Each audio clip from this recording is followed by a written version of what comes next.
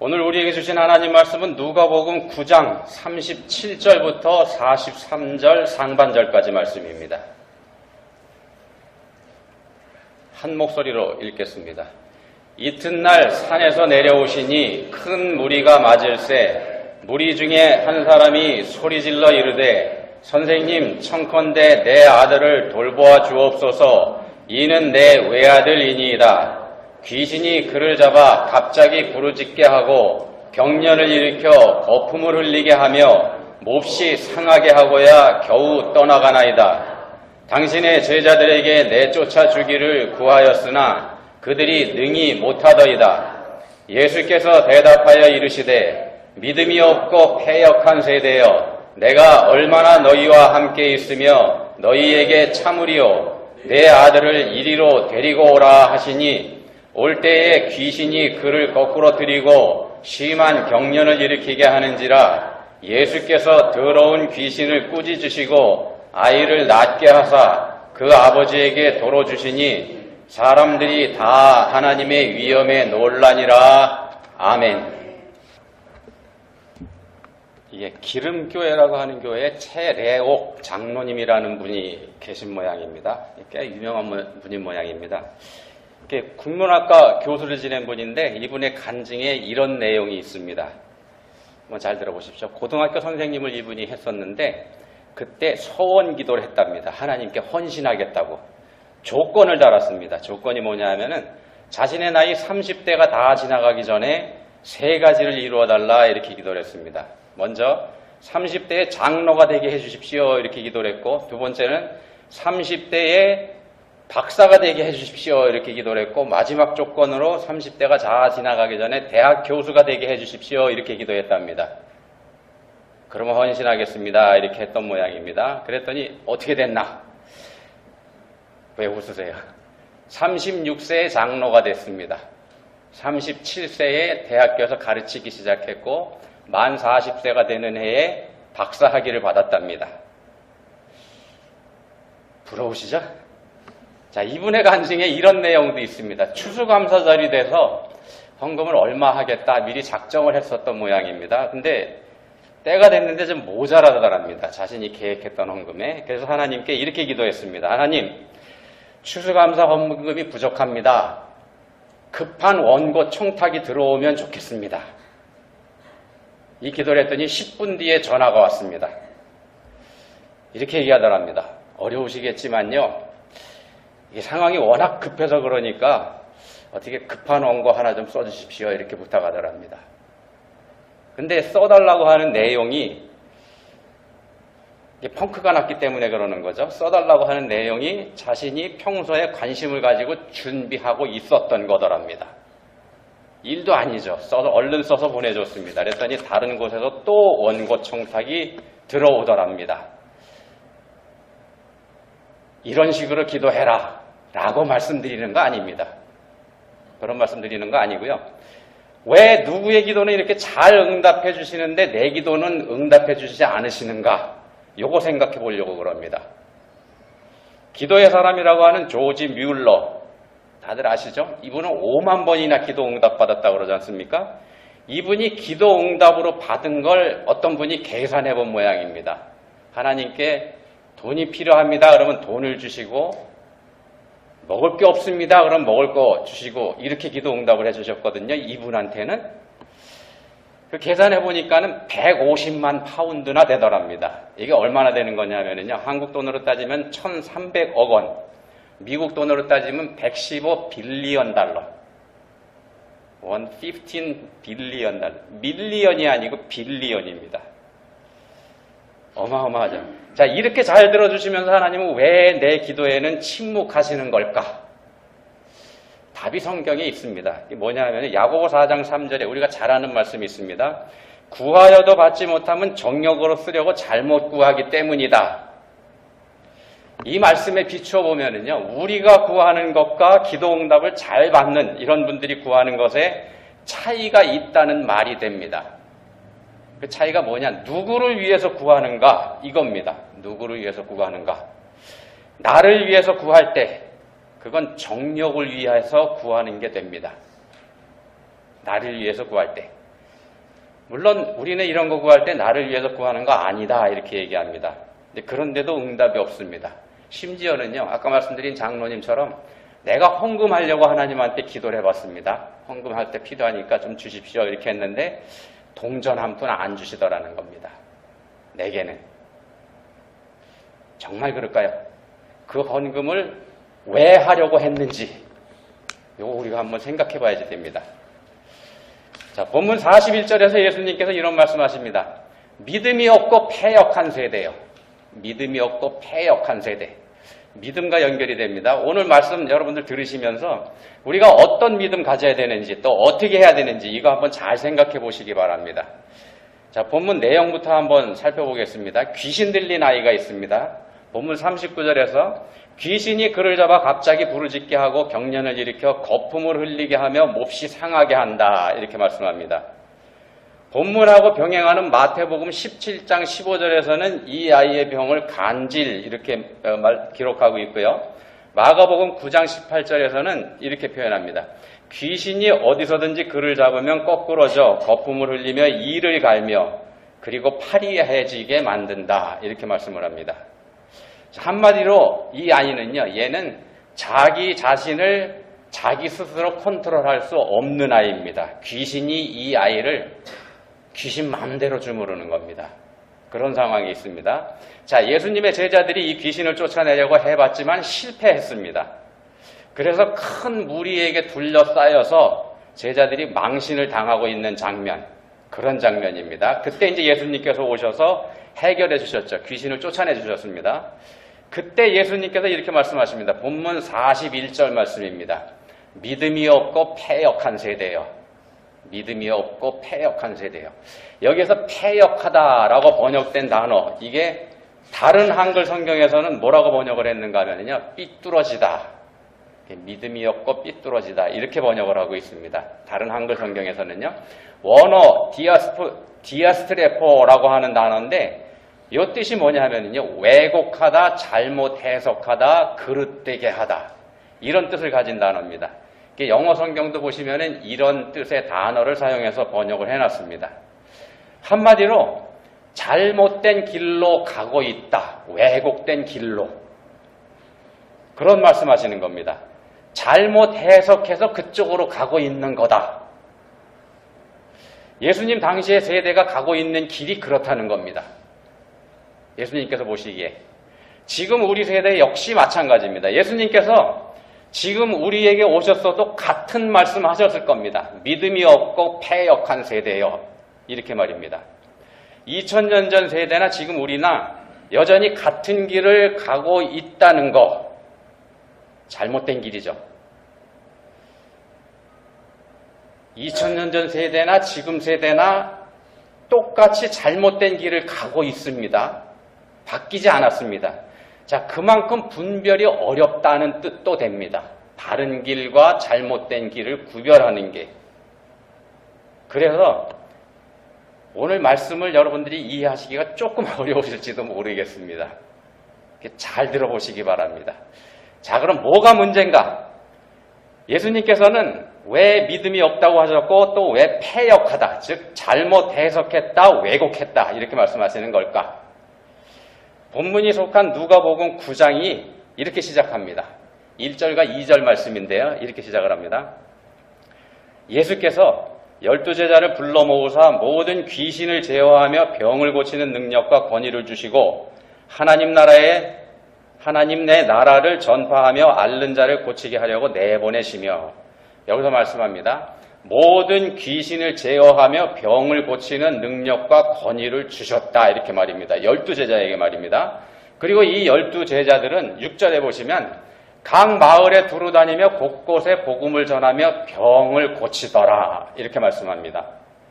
능력도 받았고요. 그 능력을 이미 사용해본 경험도 있는 제자들이 본문의 제자들입니다. 근데 그 제자들이 본문에서는 귀신도 쫓아내지 못했고 아이의 병도 고치지 못해서 지금 망신을 당하고 있습니다. 왜 그랬을까? 불과 얼마 전까지만 해도 다 할 수 있었는데 말입니다. 본문에 등장하는 이 귀신, 이 녀석이 더 센 녀석이라 그런 걸까? 아니요, 그러지 않습니다. 그런 거 아닙니다. 2절에 보시면 다시 보시면 여기 이렇게 말씀합니다. 하나님의 나라를 전파하며 앓는 자를 고치게 하려고 내보내시며, 예수님께서 제자들에게 이런 권능을 주신 목적이 하나님 나라의 전파에 있다는 겁니다. 하나님의 나라를 전파하며 이렇게 돼 있지 않습니까? 자, 귀신을 제어하며 병을 고치는 능력을 사용할 곳이 하나님 나라를 전파하는 용도라는 뜻이 됩니다. 그렇다고 한다면 그 용도에서 벗어나게 사용하면 어떻게 되는 걸까? 어떻게 되겠습니까? 본문에서 제자들이 망신을 당하는 것과 같은 일이 벌어지지 않겠습니까? 다른 말로 말씀드리면요, 본문의 제자들은 자신들이 이미 받은 능력을 하나님께서 정해주신 용도로 사용하고 있지 않다는 말이 됩니다. 야고보에서 말씀하는 정력으로 쓰려고 잘못 구하기를 하고 있다는 겁니다. 본문의 제자들이 말입니다. 자, 본문의 제자들에게는 하나님 나라를 전파하려는 게 아니라 자기 자신을 드러내려는 욕망이 있었다는 겁니다. 이게 문제입니다. 사람은 누구나 잘 나갈 때 엉뚱한 길로 빠지게 돼 있습니다. 누구나 그렇습니다. 자신감이 충만할 때입니다. 소위 우리가 은혜가 넘친다고 할 때, 그때입니다. 잘못된 길로 빠져나가게 돼 있습니다. 요즘 수요일 문화센터 중에 믿음의 인물 다윗에 대해서 계속 우리가 생각해 보고 있는데, 지난 수요일에는요, 다윗이 하나님 성전을 짓겠다고 하는 그런 장면에 대해서 우리가 생각을 해봤습니다. 무슨 내용이 있었는가 하면은요, 사무엘하 7장에 있는 내용입니다. 여기 사무엘하 7장에 왔을 때 다윗은 부족함이 없는 상태에 있습니다. 자신을 죽이려고 했던 사울은 이미 이 세상 사람이 아닙니다. 유다 지파만의 왕으로 시작했었는데 이때에는 다른 지파들도 다윗을 다 왕으로 인정한 때가 돼서 이스라엘 12지파 전체의 왕이 돼 있었습니다. 그리고 주변에 골치 아픈 민족들, 이스라엘을 잡고 찝쩍거리는 그런 민족들도 굴복시킨 상태입니다. 그리고 하나님의 언약궤도 자기가 살고 있는 예루살렘 성으로 모셔왔습니다. 정치적으로도 종교적으로도 다윗은 완전한 이스라엘의 왕이 되어 있는 상태입니다. 한마디로 다윗은 모든 게 다 좋습니다. 평안합니다. 사무엘하 7장에 왔을 때 하나님의 은혜로 말입니다.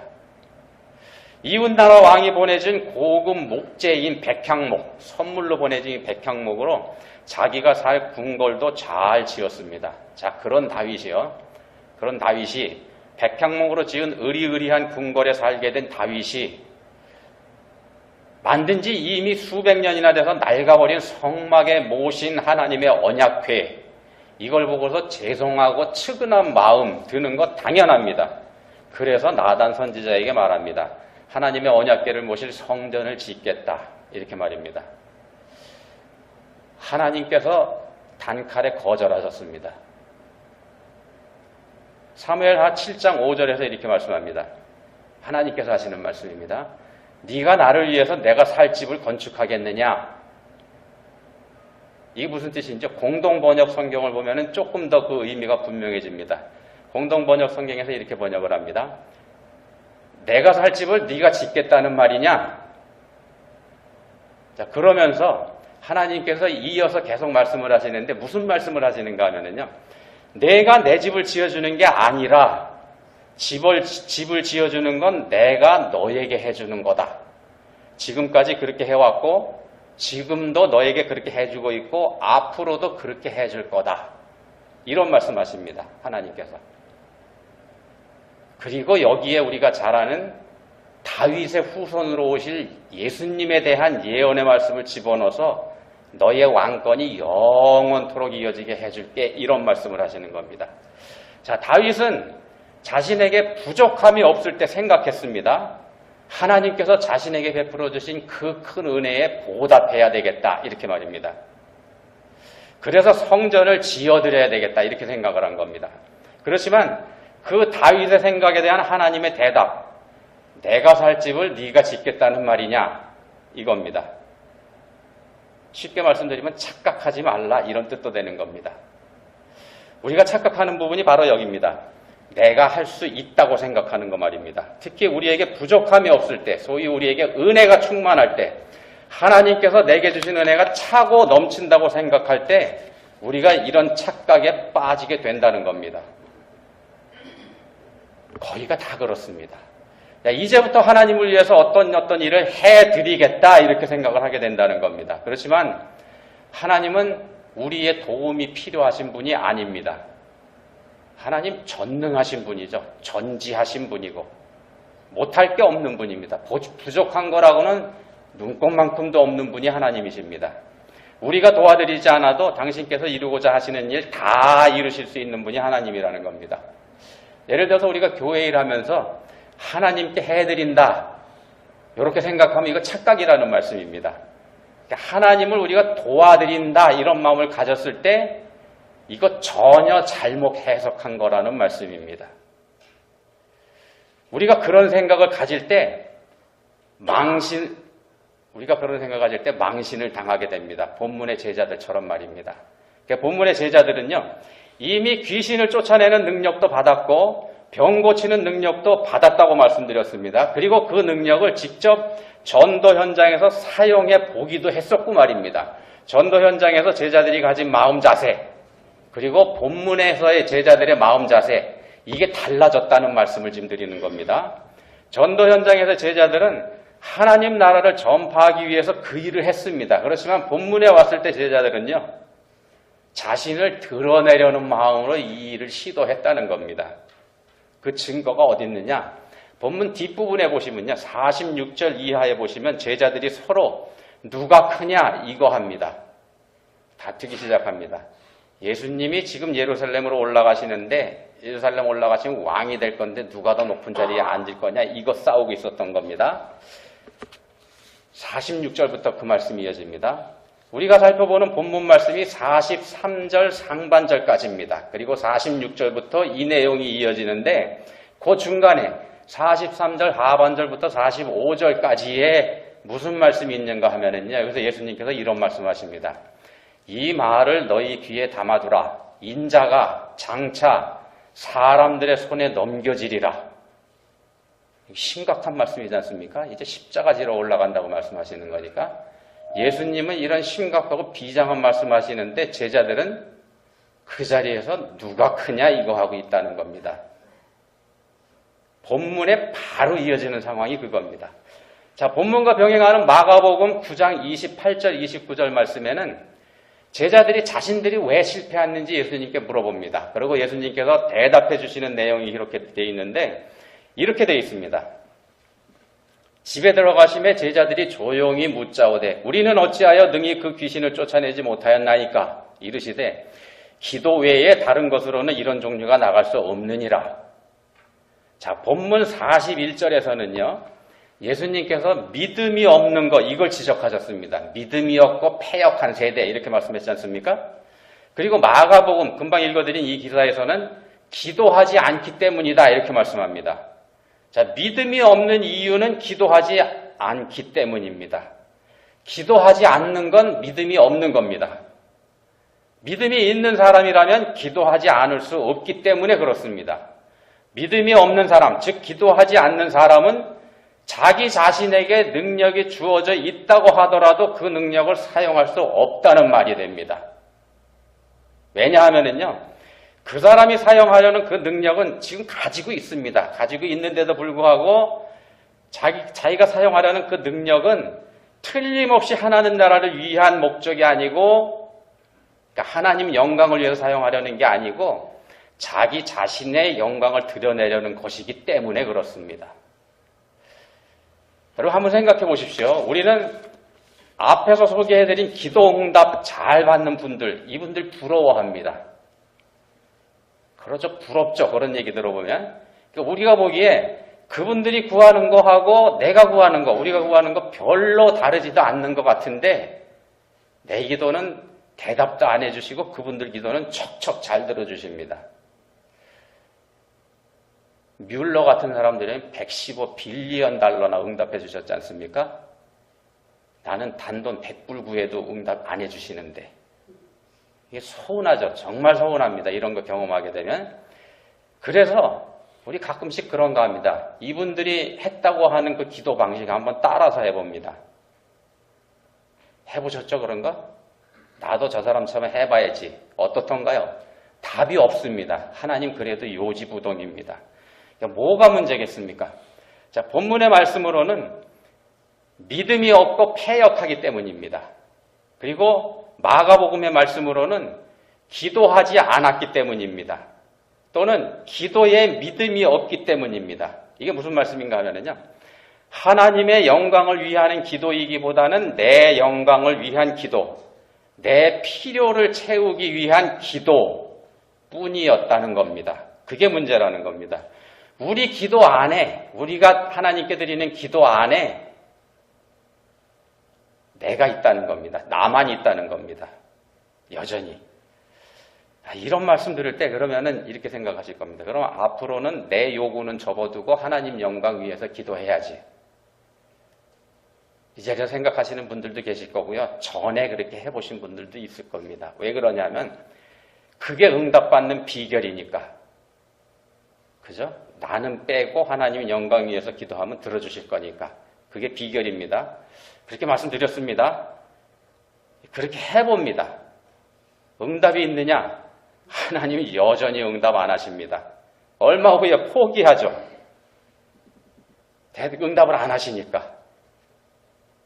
왜 그럴까? 왜 응답을 안 하시는가?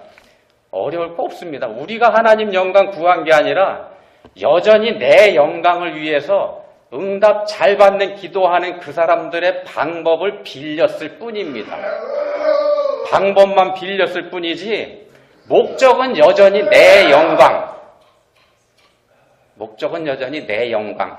내 기도에 응답받는 거. 요거라는 겁니다. 목적은 여전히. 요게 문제라는 겁니다. 우리가 지금 살펴보고 있는 귀신 들린 아이를 구해주시는 기사. 이 기사는 우리 본문은 지금 누가복음에 있습니다만 이 기사는 마태복음에도 있고 마가복음에도 있습니다. 3개 복음서에 기록이 되어 있습니다. 근데 이 3군데 복음서가 동일하게 이 기사를 예수님께서 산에서 거룩한 모습으로 변화되셨던 기사하고 연결해서 기록합니다. 거룩하게 변모하신 예수님, 그 이야기에 이어서 나오는 게 본문의 기사입니다. 3군데 복음서에 똑같이 그렇게 기록을 합니다. 거룩하게 변모하신 예수님의 기사, 그리고 본문의 기사가 하나라는 뜻이 됩니다. 연결되어 있는 그런 얘기라는 겁니다. 따로따로 떨어진 그런 얘기가 아니고 말입니다. 본문 앞에 있는 그 변화산이라고 우리가 얘기하는 그 변모 기사의 시작 부분 이렇게 되어 있습니다. 누가복음 9장 28절 29절 말씀입니다. 이 말씀을 하신 후 8일쯤 되어 예수께서 베드로와 요한과 야고보를 데리고 기도하시러 산에 올라가사 기도하실 때에 용모가 변화되고 그 옷이 휘어져 광채가 나더라. 변화산에 올라가셔서 거룩하게 변화되신 장면입니다. 자, 예수님께서 제자들을 데리고 산에 올라가셨는데 그 이유가 뭐냐 하면은요, 뭐하러 올라가셨냐 하면 기도하러 올라가신 겁니다. 기도하시러 산에 올라가사 이렇게 되어 있지 않습니까? 그리고 올라가서 기도하실 때 용모가 변화된 일이 벌어졌습니다. 이때에 모세와 엘리야가 나타나서 예수님과 대화를 합니다. 근데 대화를 하는데 무슨 대화를 했는가? 31절에 있습니다. 자, 두 사람이 모세와 엘리야가 영광 중에 나타나서 장차 예수께서 예루살렘에서 별세하실 것을 말할세. 대화 내용이 뭐냐 하면은요, 십자가에 달려 돌아가시는 겁니다. 예루살렘에서 별세하실 것. 세 분이 나눈 대화가 그겁니다. 자, 그 말을 나누기 위해서 모세와 엘리야가 영광 중에 나타났다. 이렇게 증언을 합니다. 이게 무슨 말씀인가 하면은요, 예수님의 영광은 십자가에 달리는 겁니다. 십자가에 달리는 게 예수님의 영광입니다. 십자가에 달려서 죽는 게 예수님의 영광입니다. 예루살렘에 가서 왕이 돼서 로마 제국을 굴복시킨 후에 전 세계를 지배하는 강력한 나라로 이스라엘을 만드는 게 영광이 아니고 말입니다. 그런데 우리들은요, 이스라엘 사람들이 그랬던 것처럼 로마 제국을 넘어뜨리고 권세를 잡는 거, 이게 영광이라고 우리 생각합니다. 나한테 있는 문제가 해결되는 거, 이게 영광이라고 우리가 생각한다는 겁니다. 내가 다른 사람에게 대우받는 거, 이걸 우리는 영광이라고 생각합니다. 다른 사람들을 내 생각대로 컨트롤할 수 있게 되는 것, 이걸 우리는 영광이라고 생각을 한다는 겁니다. 그래서 실패합니다. 본문의 제자들처럼. 우리 그리스도인의 영광 역시 십자가에 있습니다. 예수님처럼 말입니다. 예수님은 십자가에 달려 돌아가시는 게 영광이다 이렇게 생각하셨습니다. 그래서 그렇게 영광스러운 일이기에 영광스러운 광채가 있는 자리에서 영광스러운 믿음의 사람들과 함께 말씀하신 겁니다. 영광스럽게 말입니다. 그게 아버지 하나님의 영광이 드러나는 일이기 때문에 그렇습니다. 근데 2000년 전의 사람들, 예수님 당시의 사람들 이거 이해 못했죠. 그 사람들만 이해 못한 게 아니라 2000년이 지난 지금 우리들 역시 여전히 이해하지 못하는 건 똑같습니다. 그래서 똑같이 그 시대나 우리 시대나 패역한 세대입니다. 예수님은 우리에게 자기 십자가를 지고 따라오라 이런 말씀하셨습니다. 내 십자가를 지고 나를 따라오라. 십자가 우리가 잘 아는 것처럼 사형틀입니다. 그거 지고 올라가서 거기 못 박혀 죽는 겁니다. 그게 십자가입니다. 내 십자가를 지고 나를 따라오라고 하시는 말씀은 내가 십자가에 달려 지금 죽으러 가고 있으니까 너도 나와 함께 죽으러 가자. 이 말씀입니다. 너도 나와 함께 죽으러 가자.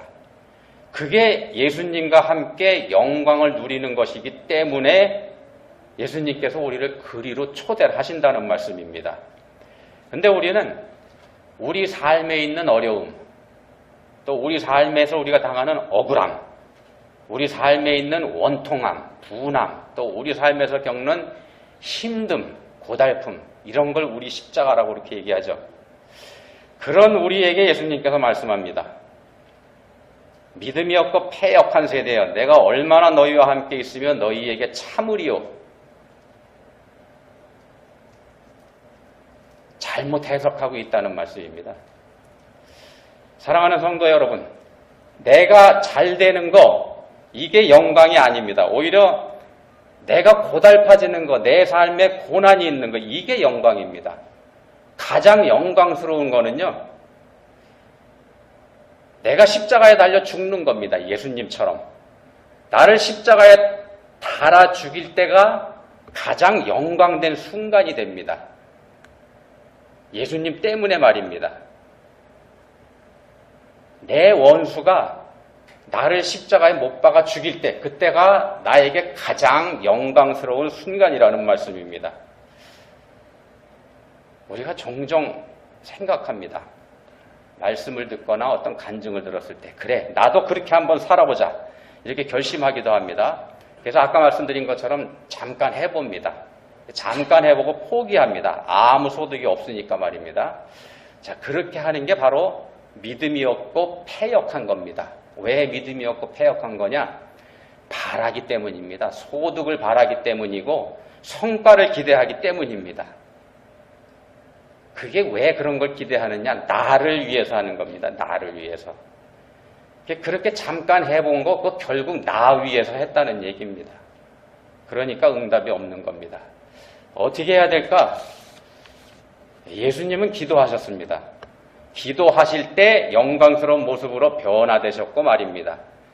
기도하면서 십자가에서 죽기로 작정하신 겁니다. 기도하실 때 예수님 그런 작정하셨습니다. 우리도 기도할 때 그렇게 할 수가 있다는 겁니다.